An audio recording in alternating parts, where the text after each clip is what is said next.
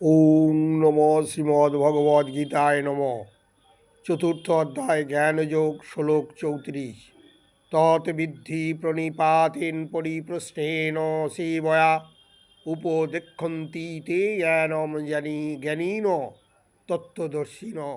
অর্থাৎ ভগবান শ্রীকৃষ্ণ বললেন, সদ্গুরুর শরণাগত হয়ে তত্ত্বজ্ঞান লাভ করার চেষ্টা করো, বিনম্র চিত্তে প্রশ্ন জিজ্ঞাসা করো এবং অকৃত্রিম সেবার দ্বারা তাকে সন্তুষ্ট করো। তাহলে সেই তত্ত্বদ্রষ্টা পুরুষেরা তোমাকে জ্ঞান উপদেশ দান করবেন। শ্লোক 35। যত জ্ঞাত্তা ন পুন মোহম এবং যস্যসি পাণ্ডব যেন ভূতানি অশোনি দ্রক্ষসি আত্মনি অথময়ী। অর্থাৎ তিনি বললেন, হে পাণ্ডব, এভাবে তত্ত্বজ্ঞান লাভ করে তুমি আর মোহগ্রস্ত হবে না।